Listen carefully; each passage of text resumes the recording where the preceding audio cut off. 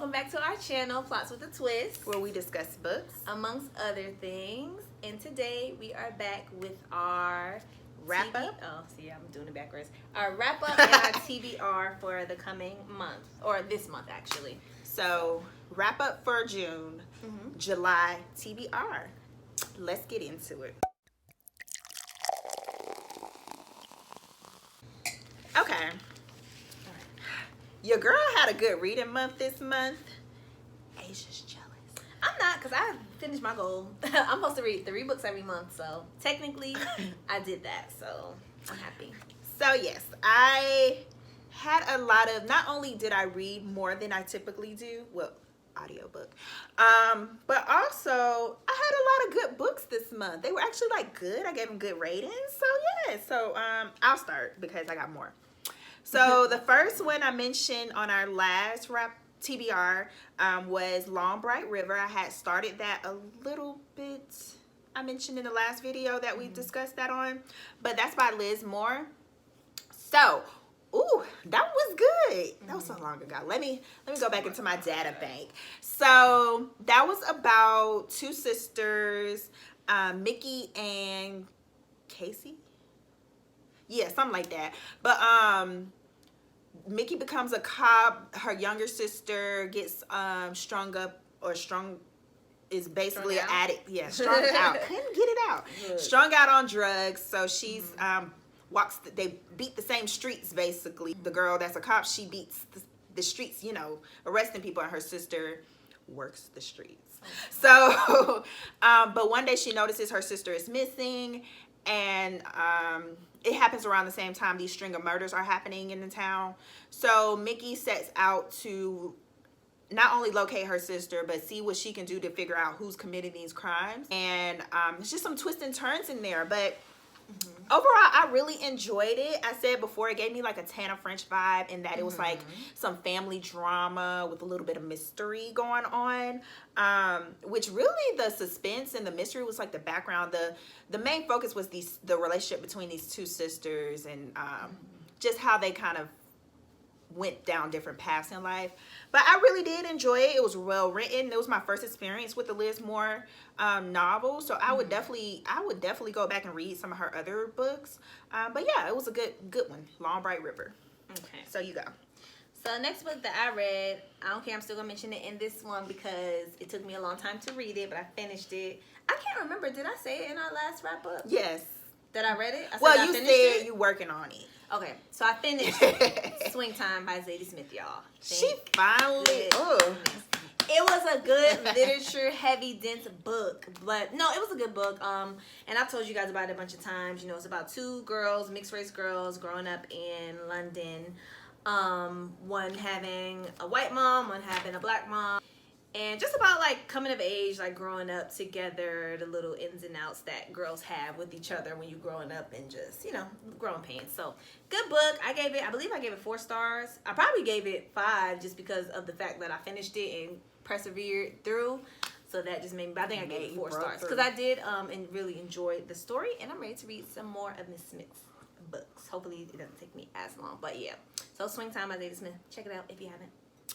All right. And so other than that, I wanted to throw in some more, since June was Pride Month, I wanted to make sure I got a good amount of LGBTQ books under my belt.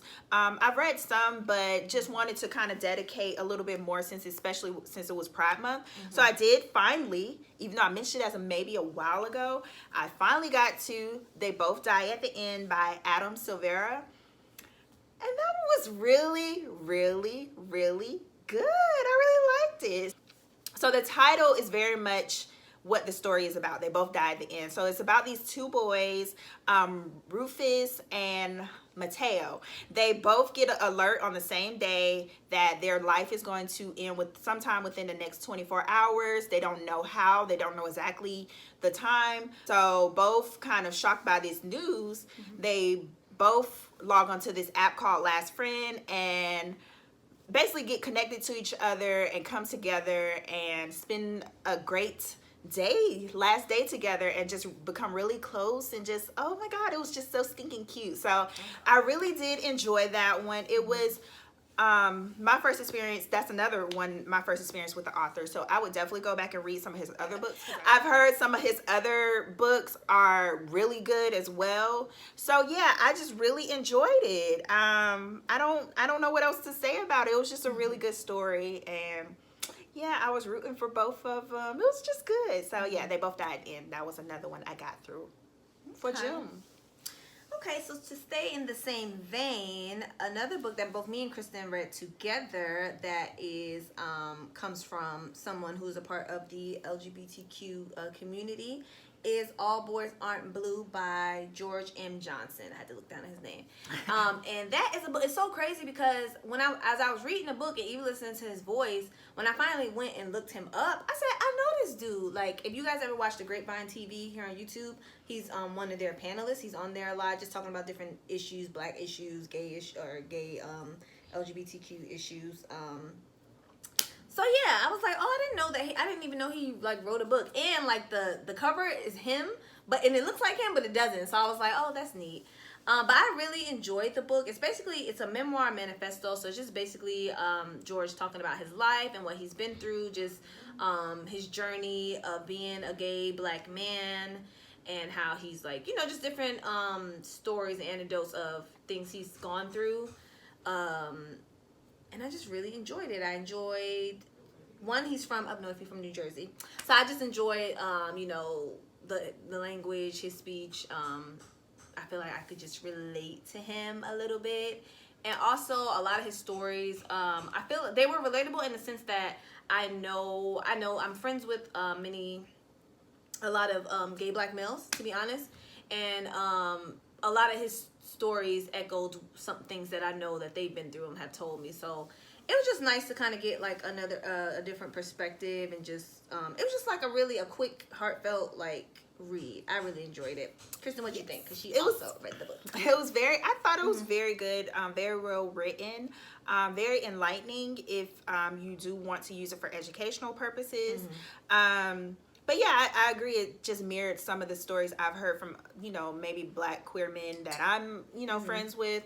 But I just like how he approached it anecdotally. He'll open each story with a little anecdote that is kind of relatable for many people in the black community, and then go into the lesson that he learned. So it was just very good. It was a very good, just heartwarming, and just your heart broke for him at times, but you kind of just understood. But overall, it gave you warm and fuzzies.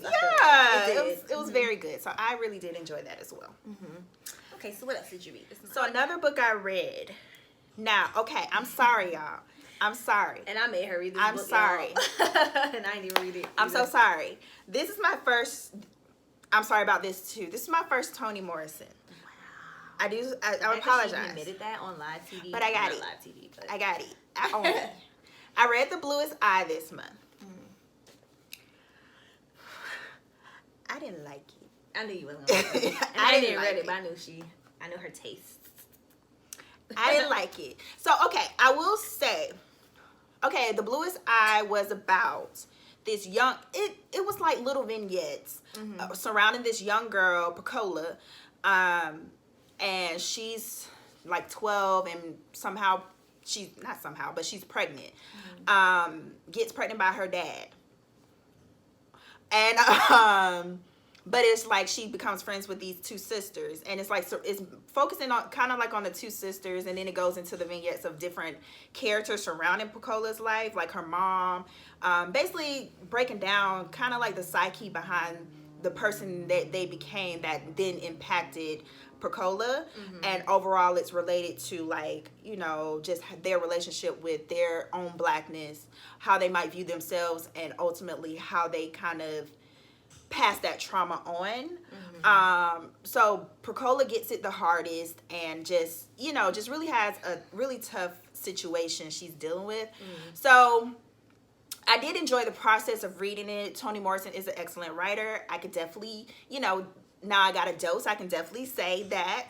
And yeah, it was just funny at times. It was even though it was literary, but then when it got into the happenings of Pecola's life, it was too heavy for you. I knew she got pregnant by her daddy, But I didn't know she was gonna give me details like that, and I wasn't ready. After I read that, I almost put the book down. And her getting pregnant, that's not a spoiler because it's literally the first chapter. It's based on. But yeah,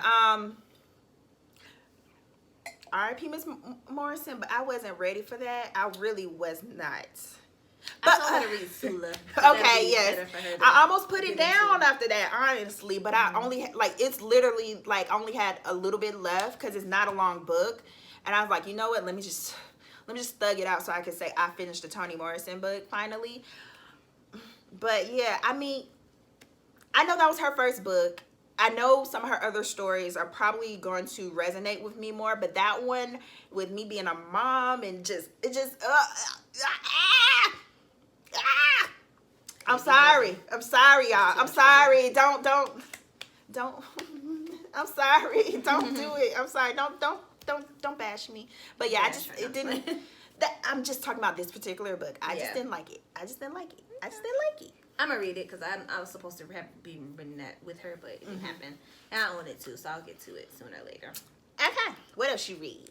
Okay, last book I read, in accordance with my 3-book goal a month, is Clap When You Land by Elizabeth Acevedo. And I actually have the book, I just don't have it near me. But yeah, girl, read that. And that is about 2 Afro-Latina girls, who one lives in the Dominican Republic, one lives in the United States. Their whole worlds are turned upside down when they learn that both of the girls' dads died on a plane crash. And they find out about each other. They find out that they're sisters. That's not a spoiler, right? Because that's in the synopsis. That's in the synopsis. So yeah, so they find out that they are sisters after their dad dies, and they live worlds away. And one of the girls, she's in Dominican Republic, so she's living that still island life, and very much for lack of a better term, poorer than her sister, who lives in New York City and is kind of living like the life that her sister has been wanting to live, but she didn't know she had a sister. So it's just a lot. I enjoyed the book. I really like the style that Elizabeth Acevedo writes in. It's almost like it's a novel told like in poetry lines, I want to say. And that makes it kind of easy to read, and it goes really fast. And it's not super what's it called, metaphorical or poetic. Right. It's, she's writing normally, but it's just her style of writing. I need to look that up and see what that is. But I really enjoyed the book. I've liked all 3. This is her 3rd book, and I've read all 3 of them. Well, maybe she's had more than 3. But I've read the last 2, The Poet X and the Fire on High. And out of all 3, I think The Fire on High is still my favorite. But I like this one. This one comes in second. I like The Poet X too.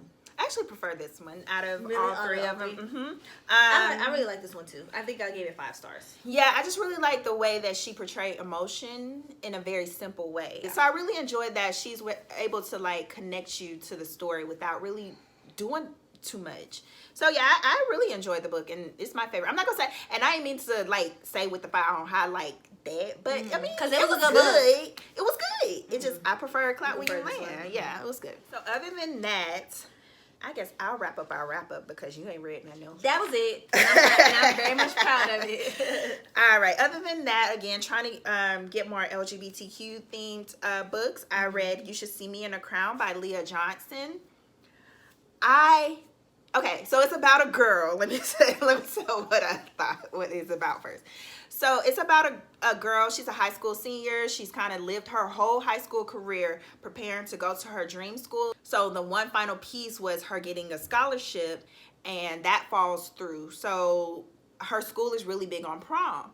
And in order to get the money that she needs to live out her dream of going to her dream school, she decides to run for prom queen.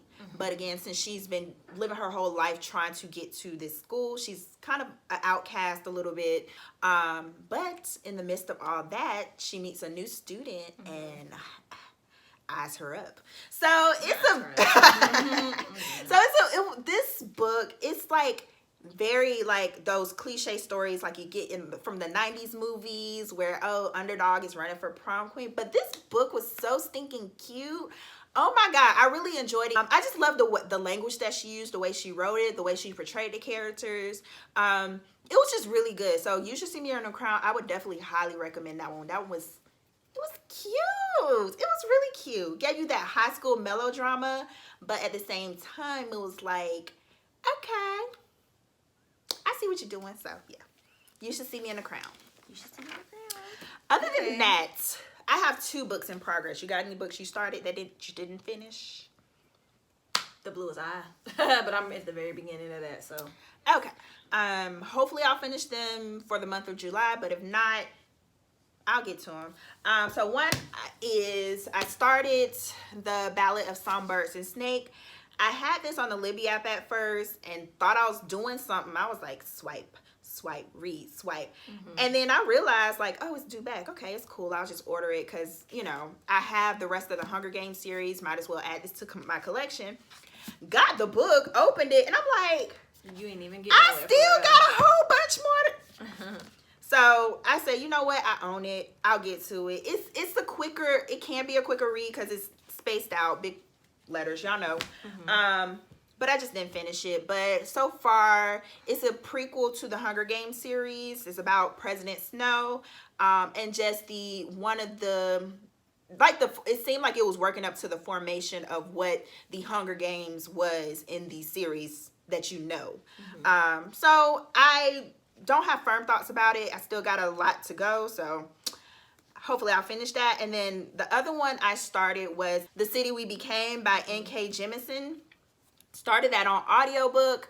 I will say I love the audio version of that. I saw people rave about the audio version.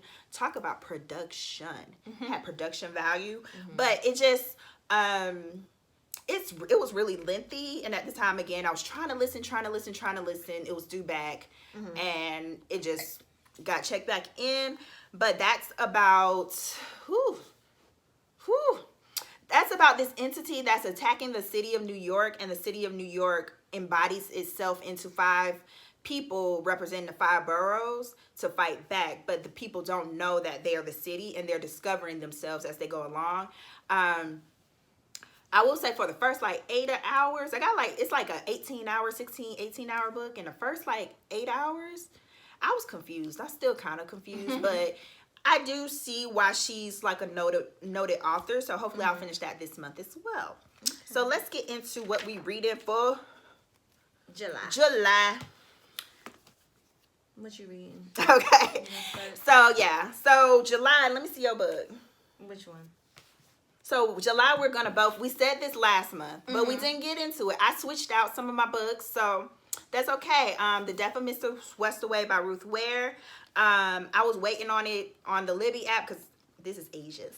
But it's my book. Right. But I ended up getting it, so I did start it. I got the audio version. I did start it, so yeah, I'm gonna just finish that up this month. I'm probably gonna finish it within the next few days. So The Death of Mrs. Westaway, about a girl who receives an inheritance from a deceased grandmother that wasn't her grandmother. So she doesn't know who this woman is and just is on the down and outs with her life. So she basically decides to try to claim this inheritance.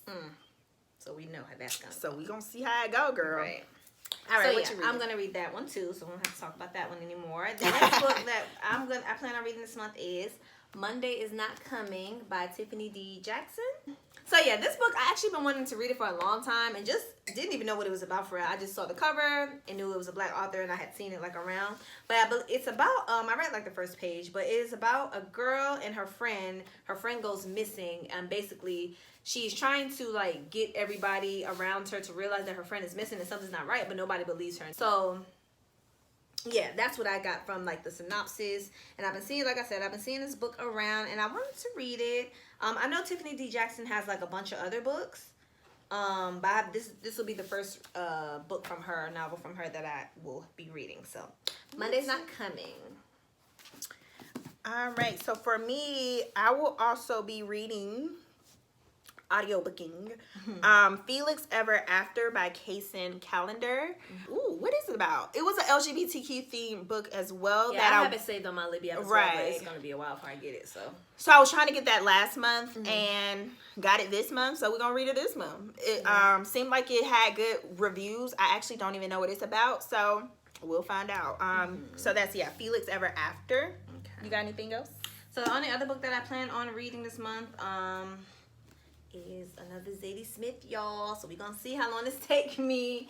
This is On Beauty by Zadie Smith, and this is about a family who lives in Boston. To me, it's giving a family who's highly educated and wants to discuss race, liberation, all types of those things. Self-delusion. Oh, it gets deep. Oh. Look, I'm reading it. From political conviction. It says something about political conviction, girl. I don't know. Sounds interesting to me. So I'm gonna, y'all know, like I said at the beginning of this year, that I was trying to read her books because I've had them for a while, and now that I've gotten through Swing Time, I feel like it's giving me the motivation I need to get through this one. And it's large. Why did it say large? Do this look like large print to you? They lied to you, girl. Wow, unless that's large for her. Large print, but look at this small writing. That's large for her. It's not. That is large for her. Her books be dense, but yeah. So that's another one. Let me know if you guys have read this, because I'm gonna see what it's talking about. What else you got? So only other one I have options. So I do have Cricket Kingdom by Leigh Bardugo checked out. So we'll see if I can get to it, because we're supposed to be in Read Six of Crows. Well, did you finish it? Oh, cause I thought. Never mind. I was about to say something, but we can't curse on here. Wait. I was gonna say, I thought every day finish a book had something to say. I didn't finish it. But I'm almost finished with Six of Crows. Let's say that. I haven't started. So. I'm almost finished. I didn't want to mention that in progress because I already said it was in progress. It's just still in progress. So but I actually checked out Cricket Kingdom a while ago, and nobody else wanted it, so I kept getting it, and I kept delaying it. So finally I was just like, you know what, come on. So I have it. We'll see if I get to it, but if I don't finish the last little bit, because I got other stuff I'm working on, if I don't finish the last little bit, I'm not going to do Cricket Kingdom, and I'm going to do this is my Zadie Smith now. This become my Zadie Smith because I mention this every time. Tana French, Broken Harbor. Yes, I'm gonna finish it. Get through. The other option was Americanah, but you need to get that. I took too long to borrow it, and they took it back. So if I get it back, that'll be the other one. So one of those three will be my last one for the month of July. Well, the only other one that I'll probably read for the month of July, besides the Toni Morrison I was supposed to be reading anyway, is the Felix Ever After, because I also had that on hold. Excuse me, I have had it on hold for a while, and I did plan, like Kristen said, we wanted to read it. Ow, I punched myself. We wanted to read it this past month, but it hasn't been available. So hopefully that one will become available, because I'll read that one, get that one in this month too. I think that's it. That is it, y'all. We read this month. Well, I read. What you always read. You always read. So I'm just saying, I read this month good amount. So I feel very much motivated. I'm looking for new. Girl. But anyway, that's pretty much it. Let us know what you guys are reading for the month of July. Yes, we'll probably. Suggestions. I feel like we'll probably get. Well, I will probably get in a few more that I didn't mention. Let me get in my 3, and if I get in 4, kudos to me. Anywho, comment, and subscribe. Ring the bell. And we will talk to you guys next time. Bye.